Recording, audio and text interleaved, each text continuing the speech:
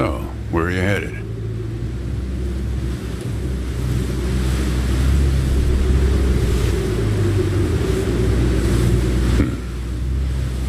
Not the talkative type, eh? That's okay. Most people I pick up are just waiting for their turn to talk.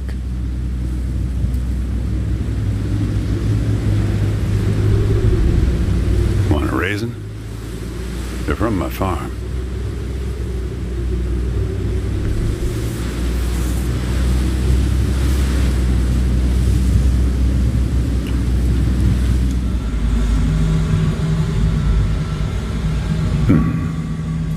You don't look so good. Guess those things don't agree with you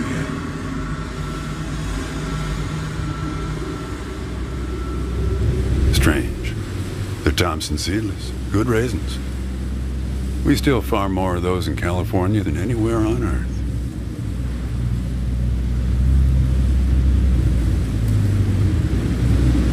You want to know the clearest evidence that reality isn't real?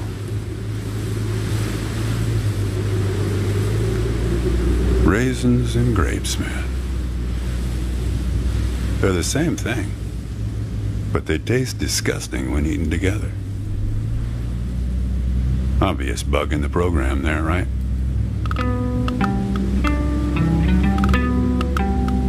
Memory is a slippery thing. Think about when somebody asks you about this ride later, assuming you even know where you're going, and get someplace where somebody can ask you, "Hey, how'd you get here anyway?" They'll ask you, "Oh, I hitched." And your brain will flash back for a second when you say this, and it'll show you a frozen snapshot of yourself, sitting in this car, talking to me like we are right now. But which moment will it actually show you? Will it be this one? Or this one? Or this one? We think we remember how people really were, how our lives together really were. But when we think back to them, even the people we cared about the most, all we're doing is snatching moments out of the air, just grabbing another raisin out of the box.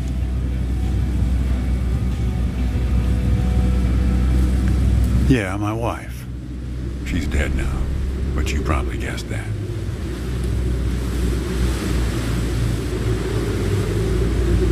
Takes one to know one, right?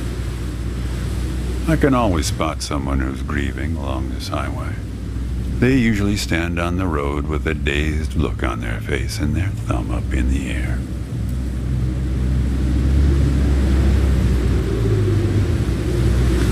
No, I don't know you, kid.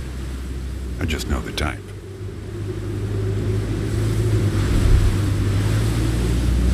Hey, do me a favor and close the window, would you? That's better. Now, where were we?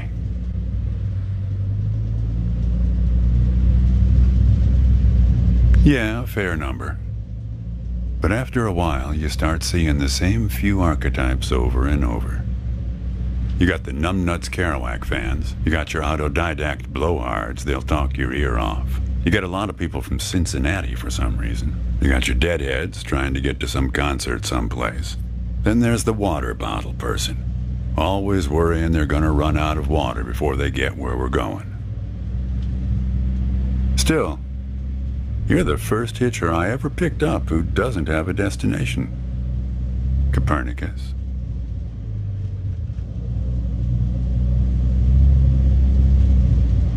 Seems like the right name for a guy who's traveling the world without knowing where he's going. You just sit back, Copernicus, and invent a language where false statements are impossible. What? Ah, okay.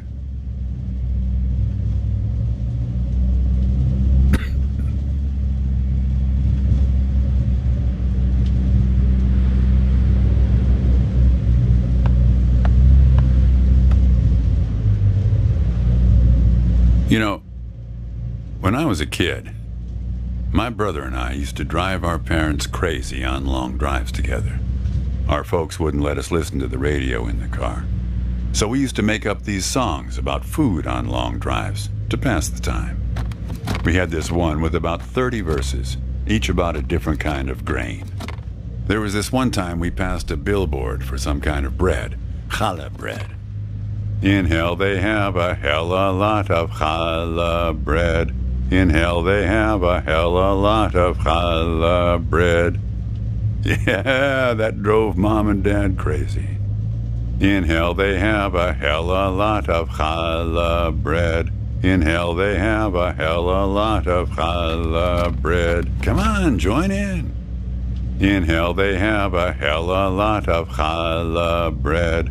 In hell they have a hella lot of challah bread. In hell they have a hella lot of challah bread. In hell they have a hella lot of challah bread. In hell they have a hella lot of challah bread. In hell they have a hella lot of challah. Actually, I'm beginning to understand my parents' perspective. Getting older's funny. It's like reading a book where less and less happens, but the writing gets better and better.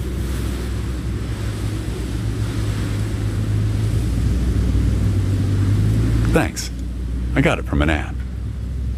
It's this app with philosophical sayings. My wife got it for me to make me sound smarter.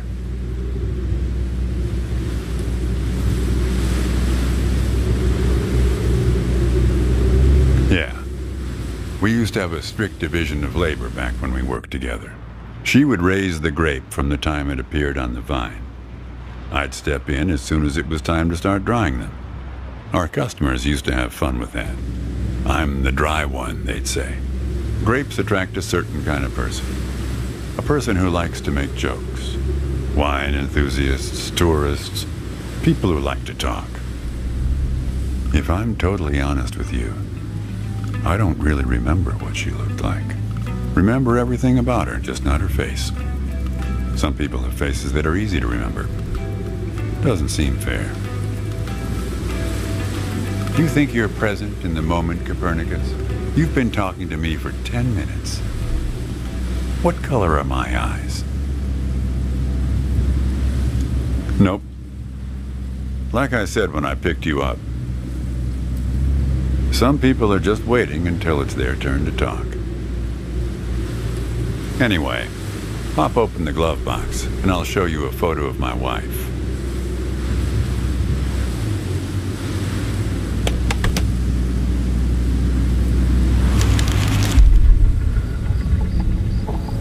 Hey, where'd you get that? That's not her. And that guy there, he looks like you.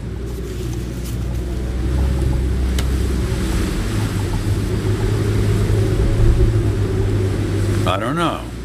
I was going to ask you the same question, Copernicus. Well, I guess it belongs to you. You better hold on to it.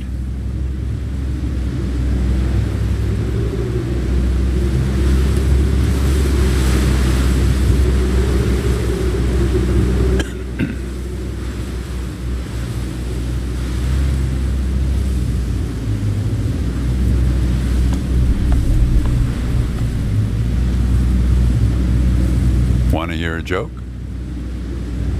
Why did the raisin take the prune to the dance? He couldn't get a date. Hey, that reminds me. It's almost 4:30. You'll like this. It's my favorite. I once knew the hostess, Darlene. She used to change the tires on my truck on Highway 51. Welcome to another Interstate Riddle Hour. Here's our first riddle. Keep your eyes peeled, all you blacktop carpetbaggers. I fly, yet I have no wings. I cry, yet I have no eyes. Darkness follows me. Lower light I never see.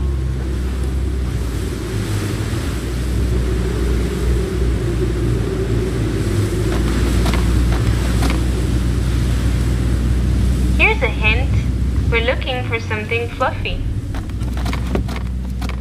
Very good. Here's our next one. A gatekeeper forever bound.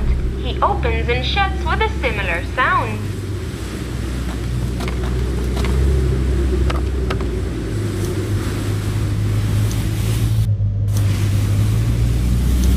Here's a hint. Think metal teeth that open and shut. Ready? Here's one more. He lies without touching the ground.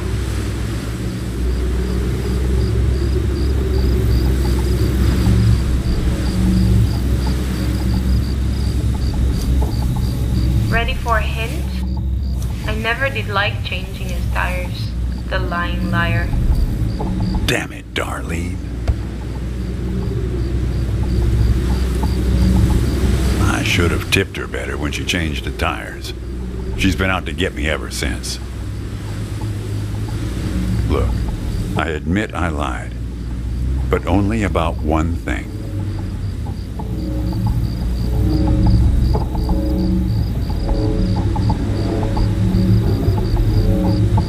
Why would anybody bother to lie about that? Nope, she's dead, all right.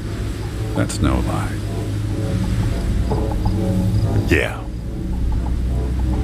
I recognized you right away on the side of the road. Knew right away you're the guy who took photos of me in my trailer for that magazine.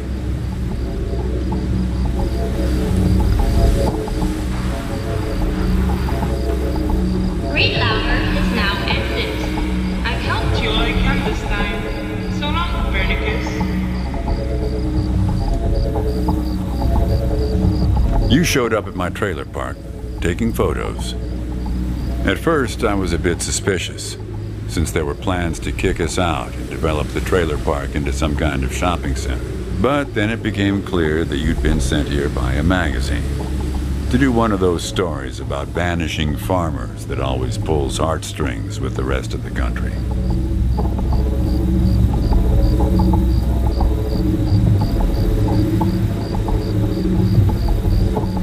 The woman in the photo?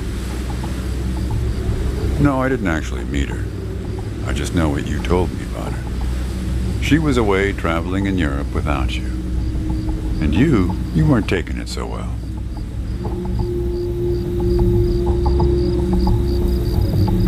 Let's not kid ourselves. You don't seem like a guy who wants to know.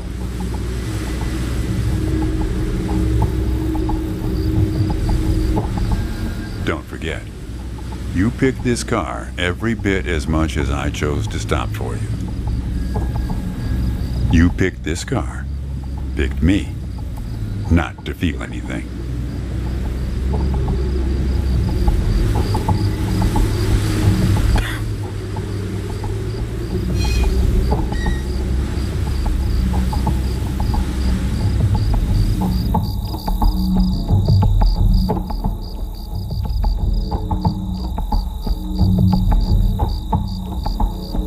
Now you see what I mean? I'm one of the good guys here.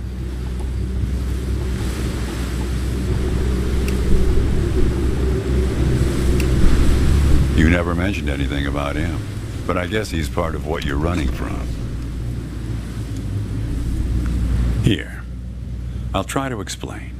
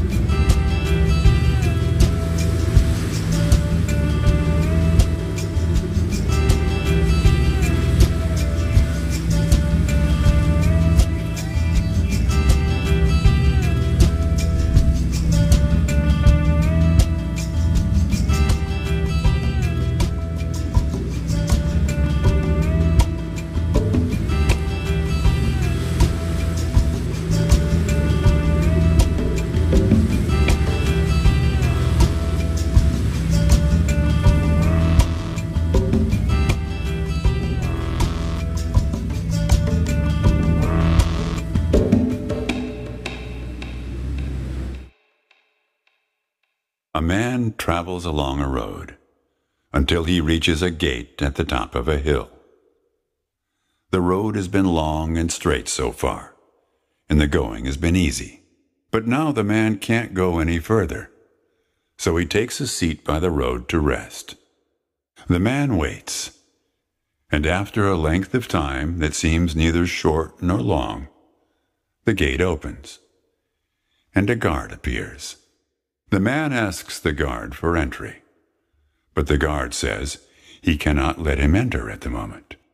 The man thinks for a second and asks if he will be allowed through later.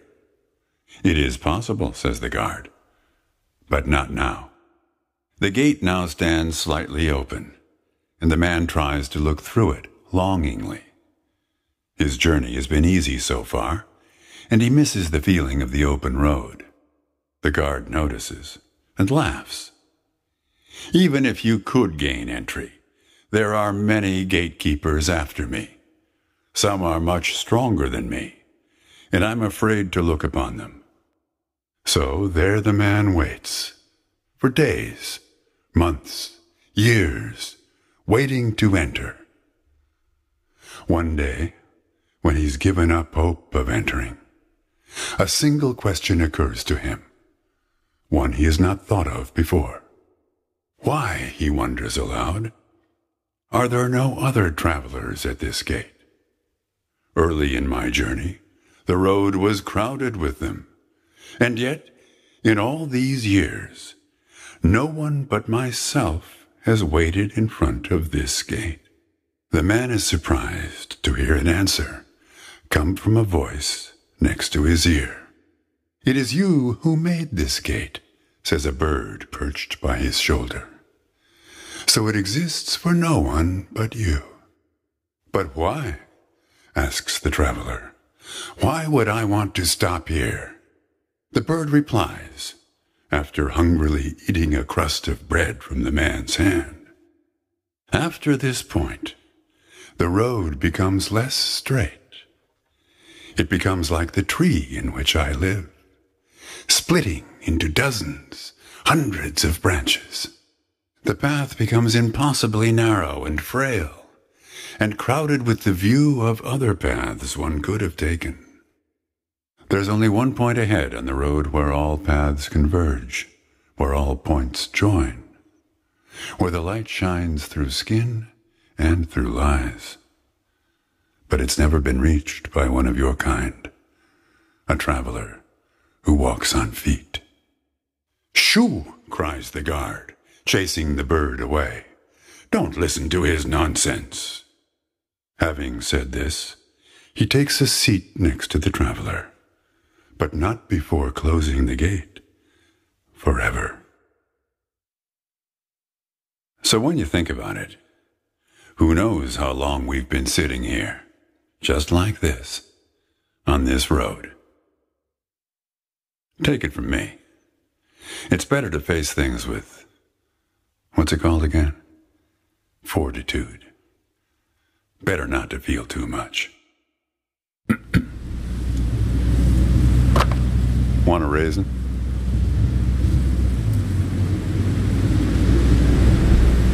You sure? Just need to get used to them.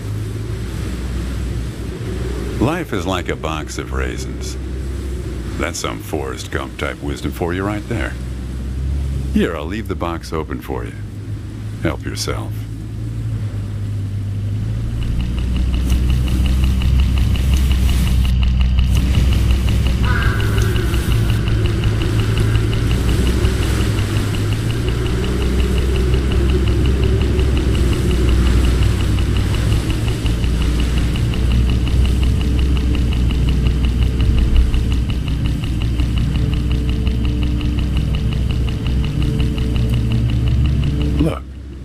Hooded crows all along this road.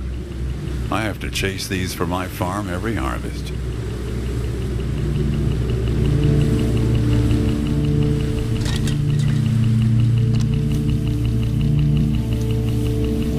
They look hungry.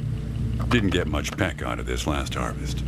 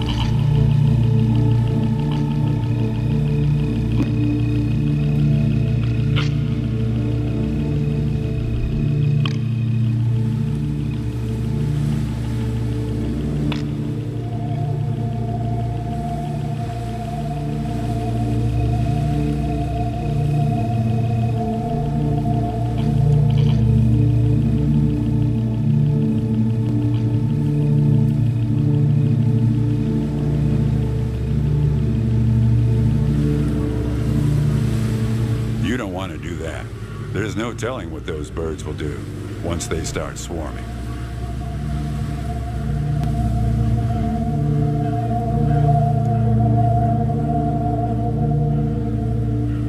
You're making a mistake, kid. You don't know where they're taking you. Look, I'll help you. I'll help you figure out what happened when she came back from Europe. Look, I get that you're mad, and I don't blame you. But you don't know what's out there, kid. What other drivers on this road are like. Stay with me, and things will play a lot safer.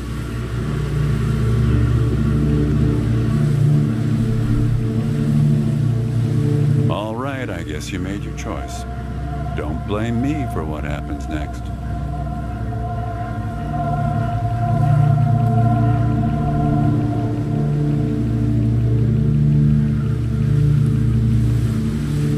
I guess this is where they want you. Crazy crows.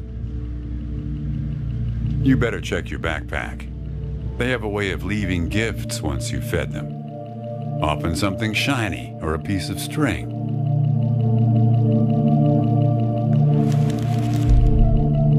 That's not a good look for either of you. I guess you'll be needing to get to the bottom of that. Just remember, there are many more gates ahead and many more guards.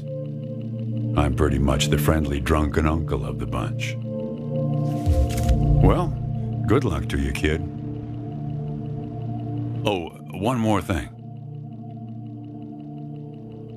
What did the grape say when he got run over by a car?